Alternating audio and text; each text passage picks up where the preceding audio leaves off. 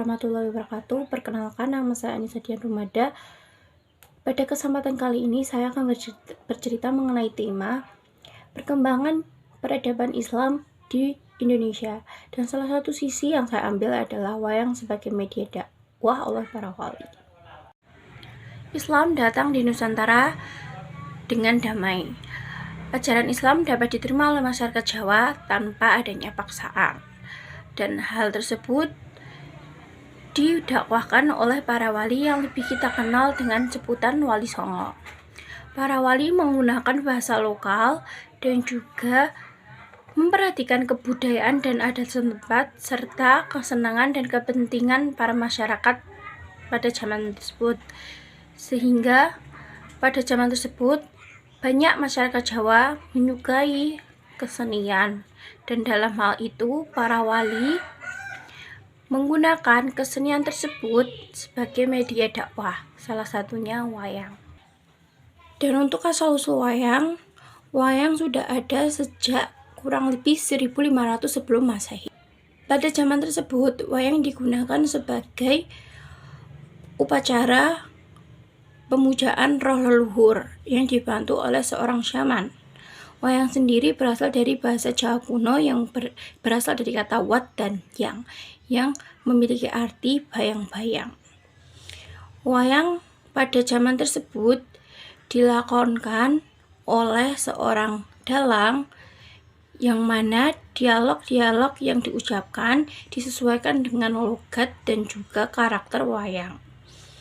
Lalu saat pementasan wayang, cerita wayang diiringi dengan sebuah labuhan gamelan oleh para niaga dan dinyanyikan sebuah tembang lagu oleh para pesinden.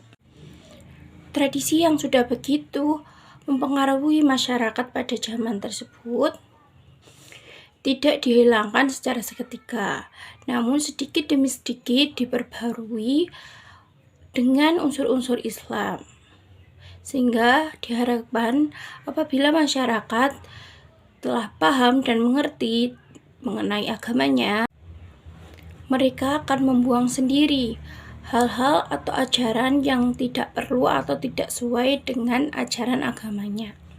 Wayang yang pada saat itu sangat digemari oleh para masyarakat digunakan sebagai media penyebaran agama Islam. Cerita pewayangan yang sudah ada diberi unsur-unsur keislaman oleh para wali. Salah satunya adalah Sunan Kalijaga. Dalam dakwahnya, beliau banyak membuat lakon-lakon baru di cerita pewayangan. Dan dalam kesempatan tersebut, Sunan Kalijaga menggunakan wayang sebagai media dakwah penyebaran agama Islam. Pewayangan ini biasanya dipentaskan pada suatu pesta atau acara besar. Salah satu contohnya seperti bersih desa atau acara ruatan. Pada kesempatan ini, Sunan Kalijaga memberikan cerita-cerita dengan unsur Islam serta mengajak para penontonnya mengucapkan kalimat syahadat. Empat hal tersebut adalah: yang pertama, seni wayang perlu dan harus diteruskan asal diadakan perubahan-perubahan sesuai zaman tersebut. Kedua, kesenian dapat dijadikan media dakwah yang baik. Ketiga, terjadinya perombakan bentuk yang mana pada zaman tersebut wayang berbentuk arca-arca dan manusia, yang mana dalam ajaran Islam hal tersebut diharamkan.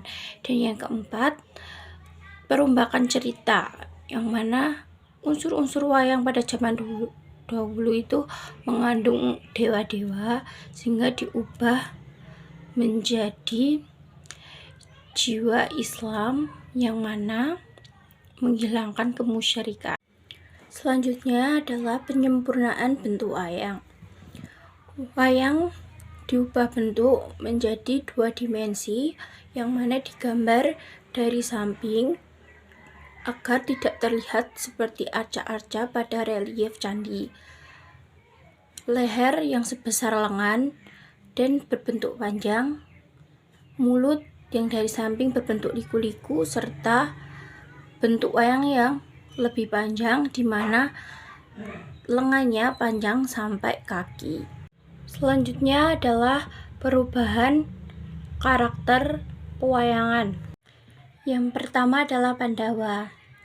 Wali Songo mempersonifikasikan rukun Islam, yaitu 5 perkara kepada 5 tokoh Pandawa. Yang kedua adalah tokoh Drupadi, yang mana tokoh tersebut melakukan poliandri, yang mana dalam Islam seorang wanita yang sudah menikah haram untuk dinikahi karena dapat membingungkan dan merusak kemurnian keturunan anak. Dan dalam cerita wayang, Drupadi hanya menjadi istri dari tokoh Yudhistira atau Puntadewa dan memiliki seorang anak bernama Pancawala. Yang ketiga adalah karakter Srikandi. Dalam cerita Mahabharata, Srikandi adalah seorang lelaki yang bernama Sinandini. Tapi setelah bertukar kelamin dengan seorang raksasa bernama Stunakarna dan berubah menjadi wanita sempurna yang bernama Srikandi. Perubahan tokoh Srikandi yang mana waria menjadi wanita sempurna menggambarkan bahwa dalam Islam tidak boleh menyalahi kodratnya. Dan yang keempat adalah penambahan tokoh Punakawan yang memiliki sifat, watak, dan tugas konsepsional para wali dan pendakwah. Selanjutnya adalah penambahan cerita. Yang pertama adalah cerita mengenai Dewa Ruci. Dewa Ruci sendiri mengisahkan dan menggambarkan perjalanan Bima mencari kesempurnaan hidup. Bima dengan niat dan laku yang sungguh-sungguh, sentosa, kuat, dan teguh pendiriannya, serta tidak ragu dalam menemukan jati dirinya dan gurunya, yaitu Dewa Ruci. Dalam ini digambarkan bahwa Sunan Kalijaga menggambarkan Dewa Ruci sebagai personifikasi dari Nabi Khidir, dan Bima adalah dirinya sendiri yang tidak puas dengan nasihat gurunya Sunan Bonang.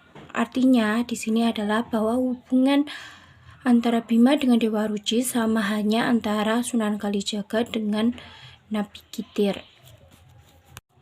Yang kedua adalah cerita Jimat Kalimasada atau lebih dikenal Jimat Kalimasada. Dalam cerita ini menceritakan bahwa pengarang cerita Jimat Kalimasada ini menggambarkan kesaktian dan kedahsyatan kalimat syahadat, sehingga umat Islam diperingatkan oleh pengarang agar tetap menjaga dan cermat terhadap ancaman Dewa Serani. Cerita ketiga adalah Mustaka Weni. Dalam cerita tersebut menggambarkan apabila seseorang mulai menyekutukan Allah, maka keimanan tentang keesaan Allah akan hilang. Dan dalam cerita Mustaka Weni ini terdapat juga dan dijelaskan seperti dalam Al-Quran tentang larangan berbuat syirik atau menyembah selain Allah SWT. Terakhir adalah cerita Petruk Dadi Ratu yang menceritakan siapa saja yang berpegang teguh pada kalimat syahadat maka akan berjaya. Digambarkan segala apa yang dikehendaki berkat rahmat dan petunjuk Allah akan terlaksana. Demikian Petruk yang menyimpan jimat Kalimasada bisa menjadi raja yang tidak terkalahkan. Cerita Petruk Dadi Ratu dapat diambil kesimpulan bahwa betapapun seseorang hinanya seperti Petruk, apabila dia memegang teguh jimat kalimat syahadat dalam Islam, yaitu syahadat, maka akan menjadi sakti dan mendapatkan kebahagiaan dunia maupun akhirat. Dan hikmah yang dapat diambil dari cerita tersebut, dari sisi wayang sebagai media dakwah oleh para wali adalah kesabaran dan ketabahan serta kreativitas para wali dalam menyebarkan agama Islam yang patut kita tiru saat mendakwahkan Islam di lingkungan sekitar, dan di mana Islam itu tidaklah kaku, di mana Islam itu lemah lembut dan tidak menggunakan paksaan dalam ajarannya.